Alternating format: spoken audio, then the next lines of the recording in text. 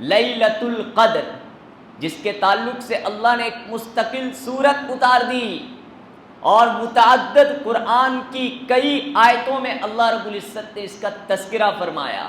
اللہ نے فرمایا انا انزلناہ فی لیلۃ القدر، یہ کلام مجید سارے انسان اور جنات کو یہ چیخ چیخ کر چیلنج کر رہا ہے کہ اگر تم میں دم ہے تو مجھ جیسی ایک آیت کو لا کر پیش کر دو، میں گھٹنے ٹیکنے کے لیے تمہارے سامنے تیار ہوں۔ آیا کسی نے اس چیلنج کو قبول کیا؟ ارے بتائیے، میں یہ بالکل نہیں کہہ رہا ہوں آپ کو کہ آپ کو مسجد میں آ کر بھیڑ لگانی چاہیے، روڈوں میں گھومنا چاہیے، کیونکہ شب قدر کی عبادت کا تعلق تنہائی سے ہے، گھروں میں رہ کر کرنے سے ہے۔ اگر کسی کو گھر میں جگہ نہیں یا گھر میں ماحول نہیں بن رہا ہے تو وہ آ کر مسجد میں عبادت کر لے۔ مفتی خورشید اسعودی کے بیانات کے لیے مفتی صاحب کے آفیشیل چینل مفتی خورشید اسعودی کو سبسکرائب کریں۔ صاف اگر مجھ پر اور آپ پر قائم ہو تو سیدھے کا سیدھا جہنم میں ہم سب جائیں گے۔ یہ اللہ کا انصاف ہے، کیونکہ اللہ نے جو نعمتیں مجھے اور آپ کو دی، جو مہلتیں مجھے اور آپ کو دی، اس حساب سے ہم نے اپنے زندگیوں میں وہ نیک اعمال نہیں کیے جو کرنا چاہیے تھا، اور اللہ نے یہ اصول بنایا ہے فَمَن ثَقُلَتْ مَوَازِينُهُ فَأُولَٰئِكَ هُمُ الْمُفْلِحُونَ، جس کے نیکیوں کا پلڑا بھاری ہوگا تو وہی کامیاب ہوگا۔ وَمَنْ خَفَّتْ مَوَازِينُهُ فَأُولَٰئِكَ الَّذِينَ خَسِرُوا أَنفُسَهُمْ، اور جن کے نیکیوں کا پلڑا ہلکا ہوگا تو وہی لوگ جنہوں نے اپنے اوپر گھاٹا کر لیا ہے، اور وہی لوگ جہنم میں جانے والے ہیں۔ یہ اللہ نے صاف صاف اعلان کر دیا۔ یہ جو مغفرت کا عشرہ آج مغرب تک ختم ہو جائے گا، اب اس کے بعد جو شروع ہوگا آگ سے خلاصی کا عشرہ، اس میں اللہ رب العزت ہول سیل ان گنت بے شمار لا تعداد ایسے لوگ جو جہنم کے مستحق ہو چکے ہیں، اللہ رب العزت اپنی رحمت بالغہ اور اپنے حکمت بالغہ کے تحت میں ان لوگوں کو جہنم سے اللہ رب العزت نجات عطا فرماتے ہیں، آگ سے خلاصی عطا فرماتے ہیں۔ یہ ان لوگوں کے لیے ہے جو اللہ کے جہنم سے ڈرتے ہیں، یہ ان لوگوں کے لیے ہے جو اللہ رب العزت کے جنت کا شوق رکھتے ہیں، یہ باتیں ان لوگوں کے لیے ہو رہی ہے جو اللہ سے ملاقات کی امیدیں رکھتے ہیں، یہ ان لوگوں کے لیے بات ہو رہی ہے جو آخرت کی کامیابی ہی اصل کامیابی کا یقین رکھتے ہیں۔ باقی لوگوں کے لیے بات نہیں ہو رہی ہے۔ میرے دوستوں اور بزرگوں اور بھائیوں، یہ جو مغفرت کا آگ سے خلاصی کا عشرہ جو آج مغرب کے بعد سے ہم پر آنے والا ہے، اس کے اندر ایک عظیم الشان رات جسے کہا جاتا ہے لیلۃ القدر۔ کیا کہا جاتا ہے؟ لیلۃ القدر، جس کے تعلق سے اللہ نے ایک مستقل سورت اتار دی، اور متعدد قرآن کی کئی آیتوں میں اللہ رب العزت نے اس کا تذکرہ فرمایا۔ اللہ نے فرمایا انا انزلناہ فی لیلۃ القدر، یقیناً ہم نے اس کو یعنی اس کلام مجید کو لیلۃ القدر میں اتارا ہے، اس کلام مجید کو لیلۃ القدر میں اتارا ہے۔ یہ کلام ایک ایسی کتاب ہے جس نے اتارا ہے اس کا کوئی مثال نہیں، اس کے جیسا کوئی نہیں۔ کس نے اتارا؟ میرا رب نے اتارا، میرے رب نے اتارا۔ جس کے توسط سے اتارا ہے اس کا بھی کوئی مثل نہیں، یعنی حضرت جبرائیل امین جو تمام فرشتوں کے سردار، ان کے جیسا کوئی فرشتے کو اللہ نے نہیں بنایا۔ جس شخص پر اتارا ہے ان کا نام ہے میرے اور آپ کے آقا تاجدار مدینہ صلی اللہ علیہ وسلم، کہ ان کے جیسا کوئی نبی نہیں۔ جس طرح قرآن کریم کے تعلق سے یہ چیلنج کیا جا سکتا ہے کہ اس جیسی کتاب لے آؤ، 10 آیتیں اگر نہیں ہو رہی تو ایک آیت صحیح اس جیسی کوئی کتاب کو لے کر آؤ۔ آج اس ہائی ٹیکنالوجی کے دور میں یہ کلام مجید سارے انسان اور جنات کو یہ چیخ چیخ کر چیلنج کر رہا ہے کہ اگر تم میں دم ہے تو مجھ جیسی ایک آیت کو لا کر پیش کر دو، میں گھٹنے ٹیکنے کے لیے تمہارے سامنے تیار ہوں۔ آیا کسی نے اس چیلنج کو قبول کیا؟ ارے بتائیے، قبول کرتا تو ہو جاتا۔ چیلنج کو قبول کرنے کا مطلب اس کے جیسی کتاب آ جاتی اور اس کے جیسے یہ پاپولر بھی ہو جاتا اور لوگ اس کو ایکسیپٹ بھی کر لیتے اور لوگ اس کو پڑھتے بھی اور لوگ اس کو مانتے بھی۔ تب نہ بات کمپیریزن اس سے ہوتا ہے نا، ہر چیز سے ہوتا ہے۔ ایسی تو کوئی کتاب اس دنیا میں ہے؟ آج تک کسی نے کتاب تو دور کی بات ایک آیت بھی پیش نہیں کی۔ جس طرح اللہ کے اس کلام کو چیلنج کر رہا ہے، تو اللہ کا کلام جس شخص پر اتری ہے، اللہ کے رسول صلی اللہ علیہ وسلم پر، ان کے تعلق سے بھی یہ چیلنج کیا جا سکتا ہے کہ ان کے جیسا کامل انسان اگر دنیا میں کوئی ہے تو لے کر آؤ، ان کے جیسا پرفیکٹ لیڈر اگر اس دنیا میں کوئی ہے تو دکھا دو۔ آدم علیہ السلام سے لے کر اب سے لے کر قیامت تک بھی انشاءاللہ ایسا لیڈر، ایسا باپ، ایسا قائد، ایسا نبی، ایسا شوہر، ایسا محسن، ایسا غمخوار، ایسا انتظام کرنے والا، ایسا رحم کرنے والی ذات آج تک اللہ نے ایسا پیدا نہیں کیا۔ ارے آئی بات سمجھ میں؟ تو اسی طرح جس رات میں اللہ رب العزت نے جس مہینے میں اس قرآن کلام مجید کو اتارا ہے، اس جیسا مہینہ کوئی مہینہ نہیں۔ اس کو کہتے ہیں رمضان المبارک کا مہینہ۔ اور جس رات میں اللہ رب العزت نے اتارا ہے، اس جیسی رات کوئی رات نہیں، جسے شب قدر کہا جاتا ہے، جسے شب قدر کہا جاتا ہے۔ ہمارے شہر کلکتہ والوں کو لگتا ہے کہ شب قدر نام کی کوئی چیز ہی نہیں ہے، البتہ شب برات کو لوگ بہت جانتے ہیں۔ جاہل کیا بوڑھی ماں، کیا عورتیں، کیا بچے، کیا بچیاں، کیا جوان، کیا نوجوان، شب برات آتے ہی مستقل ترتیب بناتے ہیں۔ مغرب کے بعد سے مسجدوں میں بھیڑ لگنی شروع ہو جاتی ہے، نوافل کی ترتیب بننے لگتی ہے، ایک عجیب و غریب ہلچل نظر آنے لگتا ہے پوری رات۔ حالانکہ شب برات کے تعلق سے اتنے قوی دلائل نہیں ہیں جتنے اللہ رب العزت نے شب قدر کے تعلق سے اتارا ہے۔ ہاں، لیکن شب قدر کو اللہ نے چھپا دیا، پورے کا پورا 10 اشرام پر گزر جاتا ہے، پورے کا پورا 10 اشرام پر گزر جاتا ہے، یعنی 10 دن گزر جاتے ہیں، ایک دن بھی محلے میں کوئی ایسی حرکت نظر نہیں آتی ہے جس میں پتہ چلے کہ ہاں آج شب قدر ہے، ہاں آج جو ہے تاک رات منانے کی کوئی اہمیت ہمارے دلوں میں ہے۔ کم از کم شب برات اتنی ایکٹیویٹی تو نظر آئے۔ میں یہ بالکل نہیں کہہ رہا ہوں آپ کو کہ آپ کو مسجد میں آ کر بھیڑ لگانی چاہیے، روڈوں میں گھومنا چاہیے، کیونکہ شب قدر کی عبادت کا تعلق تنہائی سے ہے، گھروں میں رہ کر کرنے سے ہے۔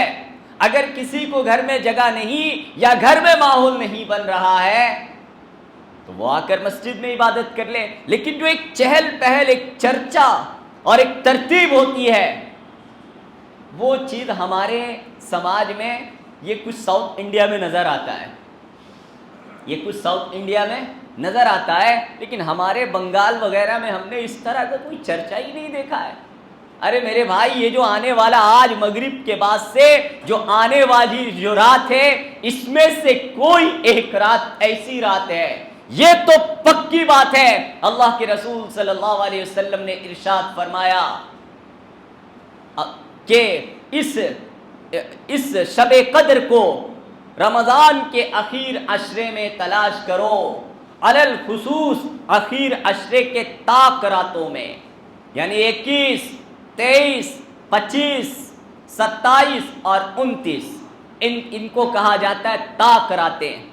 اخیر عشرے میں یا کم از کم اخیر عشرے کے طاق راتوں میں اس کو تلاش کرو، اس میں عبادت کرو، اس کے اندر تھوڑے سے گھریلو اور دنیاوی کام سے اپنے آپ کو فارغ کرو. اللہ کے رسول صلی اللہ علیہ وسلم کے تعلق سے یہ بات آتی ہے کہ جب اخیر عشرہ آتا تھا کہ آپ صلی اللہ علیہ وسلم اپنی لنگی کس لیا کرتے تھے. کیا مطلب ہے لنگی کسنے کا؟ کیا اس سے پہلے لنگی ڈھیلی پہنتے تھے؟ نہیں، آپ علیہ السلام اپنے اس عمل سے یہ بتاتے تھے کہ اب یہ جو 10 راتیں ہیں یہ بیویوں کے ساتھ گزارنے کے رات نہیں ہیں، یہ گھروں میں ڈھیلے ڈھالے رہ کر گزارنے کا رات نہیں ہے، یہ مکمل تیاری ہے کس چیز کی؟ اللہ کے عبادت کے لیے، نوافل پڑھنے کے لیے. آج مجھے اور آپ کو اللہ سے اتنی محبت پیدا نہیں ہو رہی ہے. کیوں بولیے؟ اس لیے کہ ہم نے اللہ کے لیے کچھ دیر اللہ کے سامنے کھڑا ہونا چھوڑ دیا ہے. اور اللہ کی محبت پیدا کرنے میں ایک بڑی دخل نفل کا ہے کہ نفل کی نماز میں، تہجد کی نماز میں اللہ کے سامنے جو کھڑا ہوتا ہے اور اس کے پاؤں میں جھنجھنی جو پڑتا ہے، جو پاؤں میں جو ورم پڑتے ہیں، جو پاؤں میں جو درد ہوتا ہے، جو کمر میں جو درد ہوتا ہے، اس درد کے بدولت پھر اللہ کی محبت پیدا ہوتی ہے. ہم نے یہ چھوڑ دیا. تو میرے دوستوں اور بزرگوں اور بھائیوں، اس شب قدر جو لمحہ آ رہا ہے، جو رات آ رہا ہے، شب قدر کے رات کو اللہ نے چھپا دیا. اس میں کوئی دو رائے نہیں ہے. اللہ نے کیا کر دیا؟ چھپا دیا کہ اب یہ اخیر عشرے میں کسی بھی ایک رات میں ہو سکتا ہے، یا اخیر عشرے کے طاق راتوں میں سے کسی ایک رات میں یہ شب قدر ہو سکتا ہے. یہ اللہ بہتر جانتا ہے کہ اس سال اللہ رب العزت نے شب قدر کو کہاں، کس رات میں رکھا ہے. مگر رات کے کسی لمحے کو نہیں چھپایا ہے. مغرب جیسے غروب ہوا صبح فجر تک یہ ٹائم رہتا ہے پورے کا پورا ٹائم. ایسا نہیں کہ رات میں کوئی ایک ایسی گھڑی آتی ہے 2 گھنٹے کے لیے، 1 گھنٹے کے لیے، 3 گھنٹے کے لیے یا چند منٹ کے لیے. نہیں، جس دن شب قدر ہے اس دن کے مغرب سے اس دن کے فجر تک اگر کوئی عبادت کرتا ہے تو وہ 83 سال عبادت کرتا ہے. کتنے سال؟ 83 سال سے زیادہ وہ عبادت کرتا ہے. اتنی میری آپ کی عمر ہے؟ اتنی میری اور آپ کی عمر ہے؟ بتائیے. یا 83 سال ہم عبادت، اگر میری عمر بھی ہو جائے 100 سال کی، کیا 83 سال ہم اپنے اللہ کے کھاتے میں لکھا سکتے ہیں؟ نہیں لکھا سکتے. یہ اللہ نے مجھے اور آپ کو موقع دیا ہے میرے نبی صلی اللہ علیہ وسلم کے صدقے طفیل میں، ختم نبوت کے صدقے طفیل میں. میری اور عمر کو بہت کم دیکھا میرے نبی نے. اللہ کے سامنے افسوس کا اظہار کیا، اللہ میری عمر کی امتیں، میری امت کی عمریں بڑی کم ہیں، میں اس کو کیسے کروں؟ میری پچھلی امتوں سے کے مقابلے میں یہ نیکیاں کیسے کریں گے؟ ان تک پہنچ نہیں سکتے. تو اللہ رب العزت نے تحفے کے طور پر اس امت کو کیا عطا فرمایا؟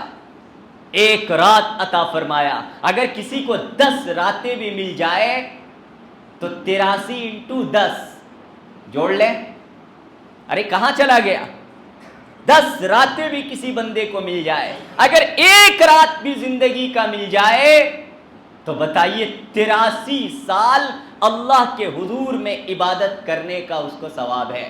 تو لہذا میں گزارش کر رہا ہوں اپنے تمام مسلمان بھائیوں اور بہنوں سے، اس دن کھانا کم کھا لیجئے، پانی کم پی لیجئے، خواہشات کو کم کر لیجئے.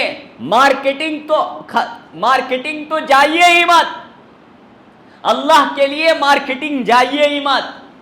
بس صرف اور صرف اللہ کے عبادت میں لگ جائیے. نفل پڑھیے، قرآن پڑھیے، ذکر کیجئے، عبادت کیجئے، یا کوئی بھی دین کی یا کسی علم دین کو سیکھنا اور سکھانا ہو وہ سیکھیے. کسی کو سورت یاد نہیں ہے، سورت اس کو بیٹھ کر یاد کیجئے.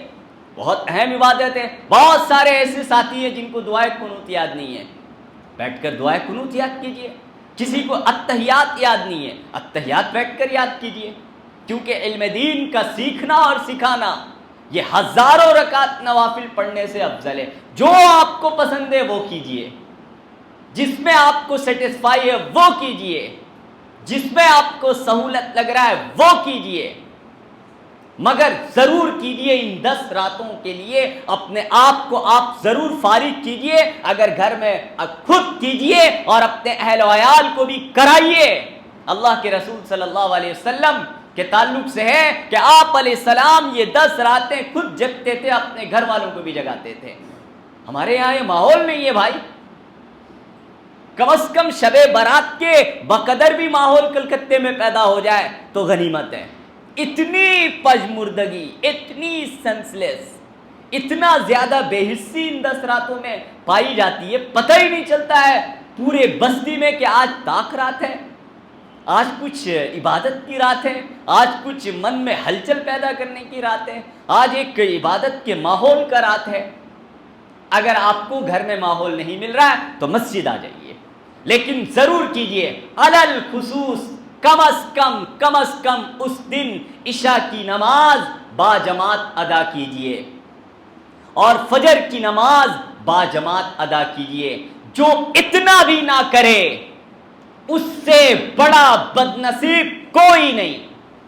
کیونکہ اللہ کے رسول صلی اللہ علیہ وسلم نے ارشاد فرمایا جس نے عشاء کی نماز جماعت سے ادا کی اسے اللہ آدھی رات عبادت کا ثواب دیتے ہیں، اور جو اٹھ کر فجر کی نماز جماعت سے ادا کر لیتا ہے پوری رات عبادت کا اللہ اس کو ثواب دیتے ہیں. تو ایٹ لیسٹ کم از کم یعنی بد نصیبی سے بچنے کا، جس کو کہتے ہیں جسٹ